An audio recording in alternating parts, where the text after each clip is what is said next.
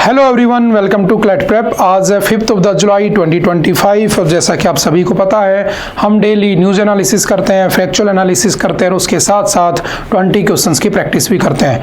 तो चलिए उसी सीक्वेंस को कंटिन्यू करते हैं। आज का पहला क्वेश्चन है, which country officially recognise the Taliban government in Afghanistan in July 2025। तो कौन सा ऐसा देश है जिसने तालिबान को ऑफिशियली रिकॉग्नाइज किया है? तो ये हमने आज ही एडिटोरियल में पढ़ा था। कौन सा है? Russia. Option number B is the right answer. Taliban कब बना होता है? 2021 में। पहले इसका नाम क्या था? तो याद रखना आपका अफगानिस्तान, और Afghanistan was handed over to the Taliban, जो कि एक मिलिटेंट ग्रुप था बाय द यूएसए। यूएसए ने उसे हैंड ओवर कर दिया होता है। ट्रीटी कौन सी हुई थी? दोहा ट्रीटी। ठीक है। Who won the rapid section of the Grand Chess Tour 2025 in the Zagreb? तो कौन जीता है? Gukesh Dommaraju. Option number C is the right answer. D Gukesh ने उसे जीत लिया है। वन लाइनर में स्पोर्ट्स वाले न्यूज में याद रखना। What is the name of the award PM Modi received from the Trinidad and the Tobago? हमने पढ़ा था वहां पर हमारी जो आपकी गिरमिटिया कम्युनिटी बनी हुई है, कहाँ पे? त्रिनिदाद और टोबैगो में। वहाँ मोदी जी गए हुए थे और वहाँ पर मोदी जी को क्या दिया गया? हाईएस्ट सिविलियन अवार्ड दिया गया। कौन सा है? तो Order of the Republic of the Trinidad and the Tobago. Option number C is the right answer. When did the first group of the Indian, ठीक है, जो आपके पहले जो इंडियन लेबर थे वो आपके त्रिनिदाद में कब पहुंचे थे? तो ये भी हमने डिस्कस किया था 1845। Option number B is the right answer. आपके जो पहले मजदूरों का जो वहाँ पर ग्रुप होता है वो 1845 में पहुँचा होता है। और आज के टाइम पर वहाँ की पॉपुलेशन का 37% लगभग कौन है? तो वो इंडियंस ही हैं, इंडियन ओरिजिन के ही लोग हैं बेसिकली। ठीक है, जिसे गिलगिटिया कम्युनिटी कहा जाता है। What is the name of the ship that brought the first Indian laborers to the Trinidad? कौन सी शिप थी जो उन्हें लेकर गई थी कलकत्ता से? तो याद रखना फटेल रजाक। Option number B is the right answer. याद रखना कामागाटा मारू अलग है, हमने हिस्ट्री में पढ़ा था। कामागाटा मारू हमारी एक ऐसी जहाज थी जिसको कनाडा में एंट्री देने से मना कर दिया गया था। 1.5-2 महीने वहाँ खड़ी रहने के बाद ये वापस भारत आ जाती है। उसे हम कामागाटा मारू इंसिडेंट भी कहते हैं, तो वो अलग चीज़ है। ठीक है, चलते हैं next. Approximately what percentage of the Trinidad and the Tobago's population is of Indian origin? तो लगभग याद रखना 37% के आसपास वहाँ कौन रहते हैं? इंडियन ओरिजिन के लोग ही रहते हैं।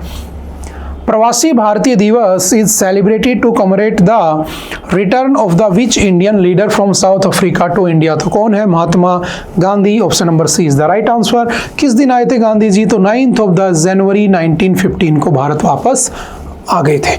चलते next. In which year was the first प्रवासी भारतीय दिवस सेलिब्रेटेड इन इंडिया?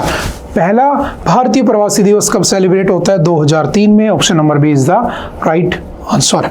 चलते next. The World Trade Organization was established in which year? कौन से ईयर में बना होता है? तो जो आपका WTO है इसका हेडक्वार्टर कहाँ है? पहली बात जेनेवा, ठीक है, स्विट्जरलैंड में। ये दुनिया भर के ट्रेड को मेंटेन करता है। ठीक है, और ये बना हुआ कहाँ पर है? तो याद रखना जेनेवा में इसका हेडक्वार्टर है। कितने कब बना था? 1995 में इसकी फॉर्मेशन होती है। 1 जैन 1995 को ही बना होता है। सिंपल सा याद रखना। Which organization did the WTO replace as the global body governing trade? तो पहले 1948 में क्या बना था? तो और 1995 तक क्या चला था? तो GATT। ठीक है, आपका GATT इसके अंदर चला होता है, general agreement on the trade and tariff, या टैरिफ एंड ट्रेड। चलते next. How has India primarily benefited from being a member of the WTO? क्या फायदा हुआ भारत का उसमें जुड़ने का? तो भारत को बेनिफिट ये मिला कि हमारी जो एक्सेस था वो ग्लोबली हो गया और कुछ नहीं है। To enhanced access to the global market, हमें ग्लोबल मार्केट तक हमारी एक्सेस हो गई। एंड डिस्प्यूट रेजोल्यूशन मैकेनिज्म हमें वहाँ तक पहुँच गई और कुछ भी नहीं है। ठीक है, तो सिंपल सा option number B is the right answer. Nipah virus जो आजकल न्यूज में है, जो केरल के अंदर हमने पढ़ा था, केरल के अंदर चल रहा है। ठीक है, वहां पर एक 18 साल के और एक 38 ईयर के जो लोग हैं उनके अंदर ये आ चुका है। तो ये कहाँ से जनरेट हुआ है? तो याद रखना मलेशिया से। पहली बार ये मलेशिया में हुआ था 1998 में। ठीक है, 1998 में कहाँ पे? मलेशिया में। फिर आपके 1999 में कहाँ पर चला गया था? ये आपका सिंगापुर में चला गया था और धीरे धीरे इंडिया में भी आ जाता है। तो अभी कहाँ पर हो रहा है? इंडिया में, केरल में। किसकी वजह से होता है? तो याद रखना फ्रूट बैट की वजह से होता है। फ्रूट बैट को क्या कहा जाता है? इसी को क्या कहते हैं? फ्लाइंग फॉक्स भी कहते हैं। क्या कहा जाता है? Flying fox. ठीक है, ध्यान रखना। चलते हैं next. In which year was the Nipah virus first identified, तो कौन सा ईयर था? 1998। कहाँ पर? मलेशिया में इसको आइडेंटिफाई किया जाता है। Which Indian state has reported recurring outbreaks of the Nipah virus in the recent years? तो कौन से स्टेट में हो रहे हैं? तो याद रखना केरला में सबसे ज़्यादा केस देखने को मिल रहे हैं। सबसे पहला केस कहाँ पर आया था? तो सिलीगुड़ी में। फर्स्ट इंडिया में केस कहाँ पर आया था? तो हमने पढ़ा था एडिटोरियल में, कहाँ पे? सिलीगुड़ी में आया था। ठीक है, कहाँ पर है? वेस्ट बंगाल। ठीक है, चलते हैं next. Which constitutional amendment introduced GST in India? Goods and service tag 1 जुलाई को बनाया जाता है। 1 जुलाई 2017 को इंट्रोड्यूस हुआ था। एक्ट आया था 2016 में। अमेंडमेंट कौन सा था? तो 101st अमेंडमेंट।